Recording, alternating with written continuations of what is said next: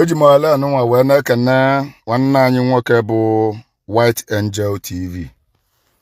At least kenele gị bụ your manner of approach, otu isi wee jụọ dị ajụjụ ka onye ma ife anụnwa bụ ife nna agwa onye ọbụla. Asịrọ m gị, we can always disagree to agree. Ife onye na-amarọ bụ ya ọgbọ, ife onye na-amarọ ọjụ ese akọwalị ya. Ajụjụ ka ejụrụ m, ejijikwa m ohere a wee na-ekene ife niile jụrụ ụdị ajụjụ a na my comment section. A sị na nwe amara asụ nni asụzielie, ife onye na-amarọ na ọ bụ ya ọgbọ. Ọ bụ ohere nwa ka nse ka njili wee zaa onye ọbụla na-ege m ntị, onye ọbụla na-anụ ife m na-ekwu, onye ọbụla na-efolo m, ndị ji nwayọ wee jụ nyaba ajụjụ.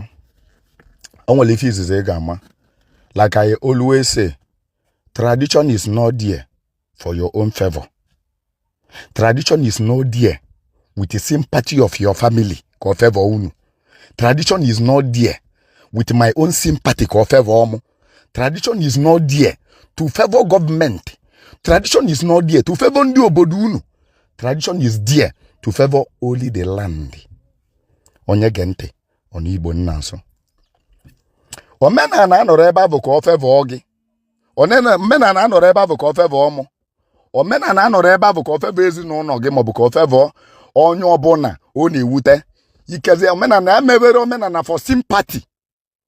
Na ụdị nwaanyị ya mụrụ nwanụ, nwaanyị ka ibe ị na-akọ ibe a, mile gị ka ị na-akọ ya eli. Let me tell you, kpọ alụ masị akpụ na ya akpụ. Omenala anụ nwanne na-akụzi eri 2014 ka m bido wee kụzibie. Afọrọ gị wee kụzibie, mma mfụkwanụ gị wee kwụsị. Ọ bụrụ maka na ị nọ n'ife mgbu ka m ma eji wee kwụsị ịkụzie na owelu ntị ka ọnụlụ. Denu gekwenụ ntị, ibe anụnwa bụ ibe na-enye nsogbu n'ezinụlọ dị iche iche n'ala Igbo. Imili nkịtị n'ime unu ga-ekwenyelụ m na ijego ebe dị iche iche agba gị na ọ nwere nwa ọkpụ maọbụ nwa ada maọbụ nwata elelele na be unu na-enye nsogbu. Ikezi ọbụla ndị amụma azili gị, ikezi ọbụla ijelebe edibia ezie gị, ikezi ọbụla ịpụtara ụwa ndị nna gị va na-ekwu ya. Many of these people a na-ekwu na nwata elelele. Ụfọdụ n'ime unu na-eche nọ ndị elele na slave trade. Yes, half of them bụ ndị elele na slave trade. Mana so many of them bụ ndị ụmụ agbọghọbịa mụrụ na family unu maọbụ ụmụnna unu jele na motherless baby maọbụ lesi mmadụ.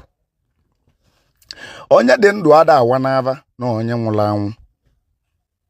Mgbe ọbụla nwata ava elelele n'ikezie onye chọrọ igi amụtara nwa o wee chọọ ka o golie wee kwụọ ụgwọ.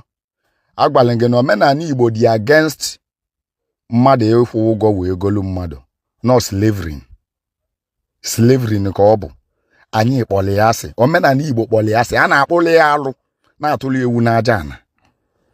So nwa agbọghọbịa dị na bụ na ụtụtala ime ogbi wee jee lesị ọganyala na-emụtara nwa bụ amanye unu nsogbu mgbe elele ya. Nọ mbọsị nwata afọ ga-anwụ, spirit ya ekwunye wee nataba be ndị lelie na ezinụlọ ebe osi original family osi onye bụ unu nsogbu. Nyebe ndị nke goli ego nsogbu kava bunago ozu ya, kava jụnaghị ya. Ndị be anyị na-ahụ sị na isi nwa ada atọ na mba, isi onye Igbo ada atọ na mba. Nwata afọ ga-enyebe nsogbu ka ebu n'anya na be nne ya ebe o si wee pụta original spiritual family ya. Ọ bụzali na ebunarị ya, nwata afọ ga-ebidozi ogbube mmadụ na ezinụlọ ndị goli ego, gbubekwuo mmadụ na ezinụlọ ebe o si wee pụta, ọkachasị ụmụ nwaanyị. Nya ka o ji wee bụrụ na ije n'afa asị gị na ada na awa n'ava na ọ nwere nwa ada elelele na awa n'ava. Ọ ya sava business onye ọbụla. Ọ kọsụba the two families accident. Nya ka nji wee gwa gị, so many of the accident na-eme n'ụzọ bụ spiritual. So many of the accident na-eme n'ụzọ bụ spiritual. Ọsọ gị je obodo oyibo ị ga-ewe accident, je US ị ga-ewe accident. Ewele ọnwụ ike wee mala ezinụlọ afọ elele nwa ada. Ụfọdụ obido ya sava business eva niile. Oge bidogoro ụzọ bido na njasa business, bido mebe the whole family aka nkụchasị. Ibe niile eva na-eme a na-ada mmiri. Onye zụba afịa from year to year nwere ife ọ ga na-akụta aka. Ije na-afa sị gị nọ nwaada elelele. Nwaada elelele bụ ụmụaka egotere na motherless baby. so many of them. Onwere nwata ọbụla elelele obi ga-adị mma ma ọ bụ na ọnwụọ. Abịa n'aka nke ọzọ, ọ bụrụ na nwoke ka ọ bụ, nwoke ahụ wee togide wee bụrụ okenye.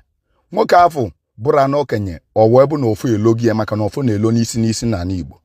Ọfọ wee lie, o wee bụ na ọnya bụzi okenye okpokwu okposi na ụfọdụ omenala otu fa si eme wee bụrụ ọfọ. O buru anụlọ ọfọ a calamity afọlụa na the family maka spiritually the child is not from that very family. Ịma na ụmụaka niile na-aga n'iru ọfọ afọ na-echedo ọfọ afọ atọ nụ afa upside down.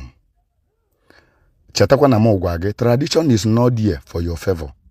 Tradition is not there for my favor. Tradition is only there for the favor of the land.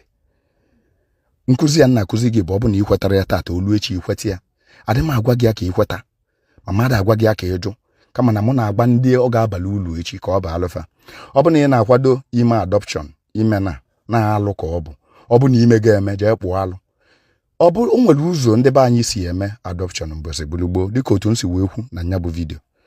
Otu ndị be anyị si eme adoption mbọsị bulugbo bụ na nwaanyị na-amụtara nwa na-eje akwụ ụgwọ isi nwaanyị ibi ya nụta nwaanyị kpọbata ya n'ụlọ. Nwaanyị afọ ọ nụtara amụba nwa n'afa nya bụ nwaanyị oge eji afa di ya wee nụta ya.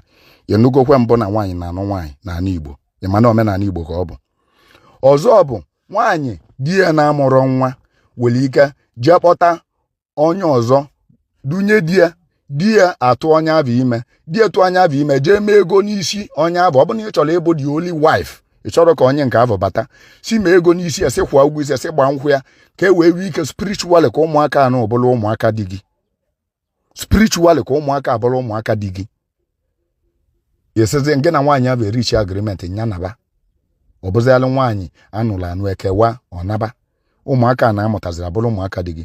Then ọ bụrụ na ị chọrọ ime adopt, ọ bụ na onye mụgolu nwa n'ụlọ na mgbe ọ bụ na ị chọrọ ime nwa adopt na motherless baby, jụba ese ka ị malụ nne na nna m nwa afọ ị na-eme adopt. Malụ nwaanyị mụ nwa bụ maọbụ nwa agbọghọbịa m tụtara ime ọkwa ime ogbi na-achọrọ ikwu nwa lelu dị nwa chọba famili ya. Jee kwụọ ụgwọ isi nwa agbọghọbịa bụ, kwụọ ụgwọ isi nne ya, kwụọ ụgwọ isi nwa agbọghọbịa bụ, mee omenala niile dị n'isi nya bụ nwa agbọghọbịa. Ọ bụ na imechara anụ omenala abụ, mana automatically that baby has become spiritually yours. Ọnwa bunu ka ọ ga-anọ ọmansisi bụ na gị ebe ọzọ na ebe ahụ akwụrụ ụgwọ isi nne ya ka ọ maalụ. Onyenwa bụ ibe nkọwara na nya bụ vidio. Ọ bụ na ị were ajụjụ ọzọ ịkọwara m den ụbọchị ụka mma agbatikwa okwu anụnwa ụkwụ ma mụzọ ka njili ohere a wee zaa disa wa brọda okwu wee zazikwa ndị ọzọ ghọtali program ma ndị na-aghọtara ya ma ndị na-aghọtabi ya ma ndị a na-akọwara ọla ọfụma ka nkọwalụ gị ọfụma. Ọ bụzia na ị were ajụjụ ọzọ jụkwa na comment section. Thank you.